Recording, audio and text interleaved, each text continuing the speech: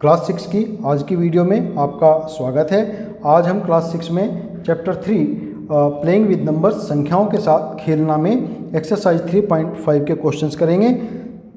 तो वीडियो को लास्ट तक ज़रूर देखिए ताकि आप अच्छे से समझ सकें। चलिए शुरू करते हैं। Exercise 3.5 question number 2। Question number 2 है, यहाँ पर हमें 60 के लिए दो अलग अलग गुणनखंड वृक्ष दिए हैं, फैक्टर ट्री दिए हुए हैं। तो इनमें अज्ञात संख्याएं लिखिए। दो पार्ट हैं इसके। एक पार्ट 60 और इसके ये दो फैक्टर्स हुए, एक फैक्टर हुआ 6 और एक फैक्टर हुआ 10। फिर 6 के भी दो फैक्टर हुए आगे 2 एंड ये हमें अननोन है हमारे लिए। फिर इसके दो फैक्टर हुए आगे, एक फैक्टर 5 एंड दूसरा हमें अननोन है। तो भूल जाइए कि वो 60 के फैक्टर हैं। हमें ध्यान रखना है कि 6 के क्या फैक्टर होंगे। तो 6 के फैक्टर 2, 1, 2 एंड 3। तो यानी कि यहाँ पर क्या आ जाएगा, 3 आ जाएगा। 6 के फैक्टर 1, 2 एंड 3। तो इसका मतलब क्या हुआ कि ये अननोन नंबर क्या है, यहाँ पर 3 है। उसी तरीके से 10 के फैक्टर देखेंगे 1, 2 एंड 5। तो 5 हमारे पास है और ये हमारा बचा केवल 2। तो यहाँ पर हमारा आंसर हुआ 2, यहाँ पर आंसर हुआ 3। तो ये तो पहला था इसका। और बी में जो है 60 के दो फैक्टर्स हुए। पहला फैक्टर हमें नहीं पता, ये फैक्टर हमें पता है 30। फिर इसके आगे दो फैक्टर किए और एक फैक्टर है 10 और दूसरा हमें नहीं पता।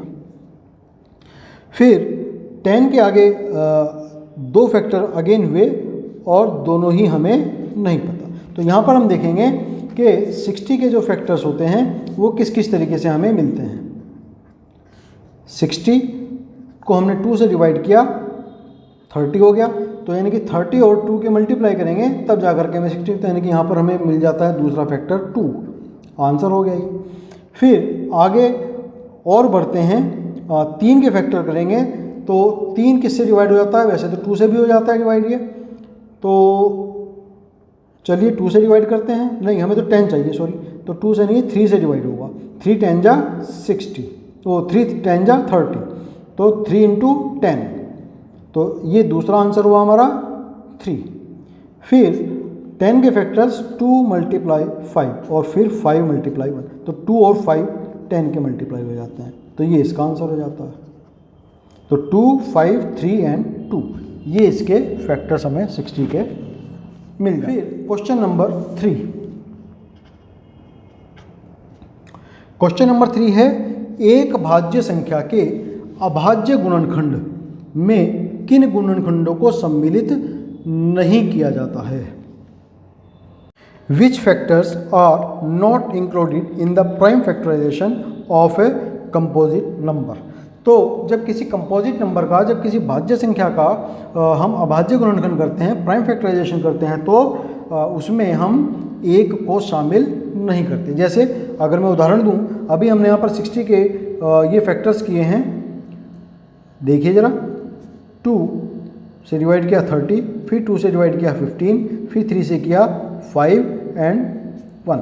तो 60 के फैक्टर हुए 2 मल्टीप्लाई 2 मल्टीप्लाई 3 मल्टीप्लाई 5। क्योंकि ये हमें प्राइम नंबर्स के रूप में लिखना होता है। जो प्राइम फैक्टराइजेशन है प्राइम नंबर के रूप में लिखना होता है। प्राइम नंबर्स हमें फैक्टर्स के रूप में लिखने हैं और एक हमारा प्राइम नंबर नहीं है। तो इसलिए आंसर हमारा यहाँ पर 1 हो जाता है कि किसी कंपोजिट नंबर के प्राइम फैक्टराइजेशन में 1 को शामिल नहीं। फिर क्वेश्चन नंबर 4, 4 अंकों की सबसे बड़ी संख्या लिखिए और उसे अभाज्य गुणनखंड के रूप में व्यक्त कीजिए। 4 अंकों की सबसे बड़ी संख्या, तो 4 डिजिट में सबसे बड़ी संख्या होती है 9999। अगर इससे हम ज़्यादा चलेंगे, एक भी आगे बढ़ाएंगे तो ये 5 डिजिट की नंबर बन जाती है। देखिए, तो ये बन गया 1 लाख, सॉरी ये बन जाएंगे 10,000। तो हमें तो 4 डिजिट में चाहिए, 10,000 है 5 डिजिट में, तो इसलिए हमने सबसे बड़ी संख्या क्या है 9,999। अब हमें इसको प्राइम फैक्टराइजेशन करना है, तो 9,999 कितने से कटता है, 3 से कट जाएगा, 2 से तो नहीं कटता ये, तो ये हो जाएंगे 1,111। अब 1,111 के और आगे क्या फैक्टर हो सकते हैं, 1 2 3 4, क्या ये 4 से कटता है, नहीं 4 से तो नहीं कटेगा, हाँ 11 से कट जाएगा, तो 11 बन जाए 11, 1 उतारेंगे नहीं चलेगा, 0 उतारेंगे फिर 1 चलेगा, 101। तो 9,999, क्योंकि 101 जो है एक प्राइम नंबर है, ये और किसी से आगे डिवाइड नहीं होता, तो हमारा प्राइम फैक्टराइजेशन यहीं पर ख़त्म हो जाएगा। तो ये हो जाएंगे 3 × 11 × 101, ये हमारा इसका आंसर हमें मिल जाता। फिर क्वेश्चन नंबर 5, 5 अंकों की सबसे छोटी संख्या लिखिए। Write the lowest smallest 5 number digit and convert in prime factorisation. तो 5 अंकों की सबसे छोटी संख्या अभी मैंने लिखी थी 10,000, और इसके प्राइम फैक्टराइजेशन करने हैं, तो 10,000 के प्राइम फैक्टराइजेशन करेंगे, 2 से कटेगा 5,000, फिर 2 से कटेगा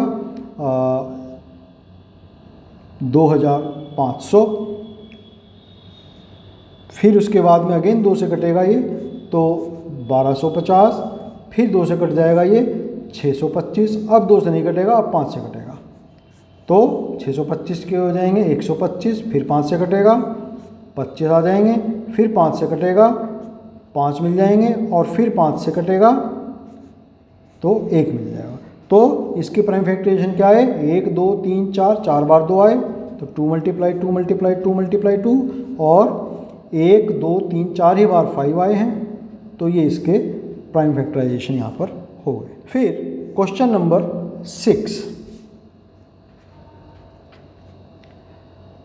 1729 के सभी अभाज्य गुणनखंड ज्ञात कीजिए और आरोही क्रम में व्यवस्थित कीजिए। मीन्स हमें 1729 के 1729 के जो है प्राइम फैक्टराइजेशन करना है, and arrange them in ascending order. तो देखते हैं 1729 के 1729 जो है, देखिए अगर हम इसको 2 से काटें तो 2 से तो नहीं कटता, 3 से 3 9 तो 11, 11 7 18 1 19, 3 से भी नहीं कटेगा, 4 से भी नहीं कटेगा, 5 से भी नहीं कटेगा, चूँकि 2 3 से नहीं कटता तो 6 7 से देखते हैं, तो 9 दूनी 18, 172 में से अगर हम 18 सब्ट्रैक्ट कर दें तो कितने मिल जाते हैं, 154, और 154 7 से डिवाइड हो जाता है, 7 दूनी 14, हाँ 7 से डिवाइड हो जाता है, यानी कि ये संख्या 7 से डिवाइड हो जाएगी। 7 दूनी 14, 3 2 7 चौक 28, 4 9 49, 249 आ गया। फिर ये संख्या 7 से अब आगे नहीं घटेगी, अब किससे घटेगी ये, सॉरी 47 आएगा, 247, तो 7 4 11, 11 और 2 13, नहीं 7 का 2 14, 24 से भी नहीं कटता, तो अब किससे कटेगा ये, अब ये कटता है 13, देखते हैं चला करके, 13 1 जा 13, कितने बचते हैं 11, 117, और 13 9 जा 117, ठीक, और 19 भी आगे प्राइम नंबर है, तो यानी कि 1729 के प्राइम फैक्टर्स आए 7, 13 and 19। Arrange them in ascending order, तो हमने इनको असेंडिंग ऑर्डर में लिख दिया, छोटे से बड़े के क्रम में। फिर क्या कहा उसने कि यदि 2 क्रमागत अभाज्य गुणनखंडों में कोई संबंध है तो वो लिखिए। तो संबंध ये है, देखते हैं यहाँ पर 19 में से अगर 19 में से 13 सब्ट्रैक्ट करते हैं तो 6 मिलता है, और 13 में से 7 सब्ट्रैक्ट करेंगे तो भी 6 मिल जाता है। तो यानी कि क्या इनके बीच में जो रिलेशन है कि इनका डिफरेंस इक्वल है, यही इनका जो है रिलेशन यहाँ पर निकल के आता है। द डिफरेंस बिटवीन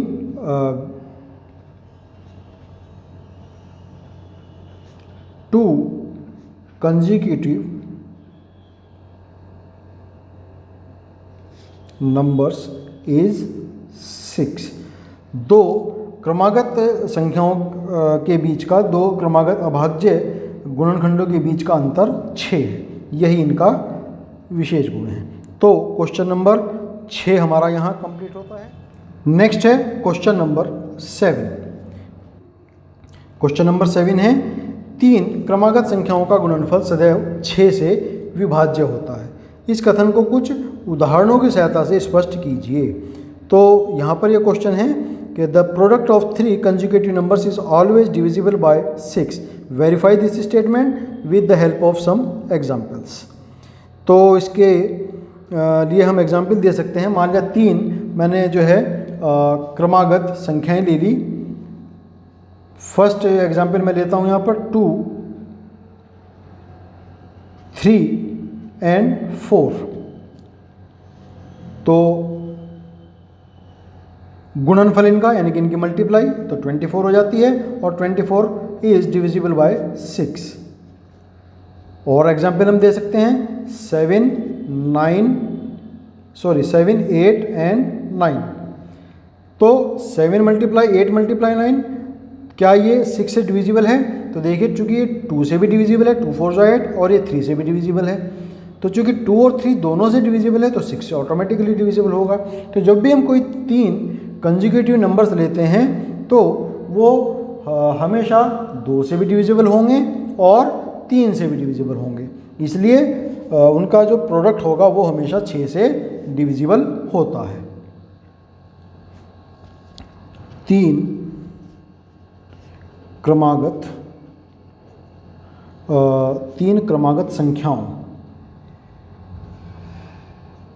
संख्याएं में हमेशा एक सम और एक या दो विषम संख्याएं अवश्य होंगी, जो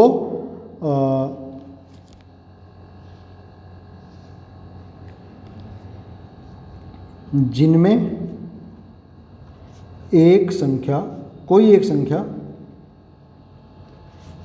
3 का गुणज मल्टीपल होगा। देखिए हमने 2 एग्जाम्पल दिए, इसमें 3 का मल्टीपल 3 है।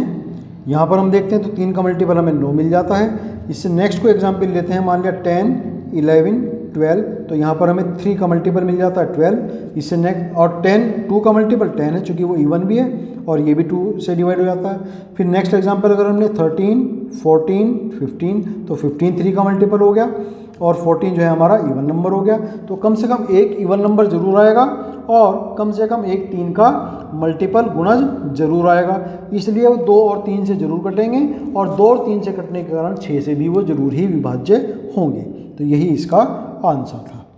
तो चूंकि एक विषम है तो इसलिए 2 और 3 से विभाज्य होने के कारण 6 से भी विभाज्य अवश्य होंगे। तो ये क्वेश्चन नंबर 7 हमारा यहाँ कंप्लीट होता है। आज के लिए हम इतना ही करेंगे। आपका बहुत धन्यवाद।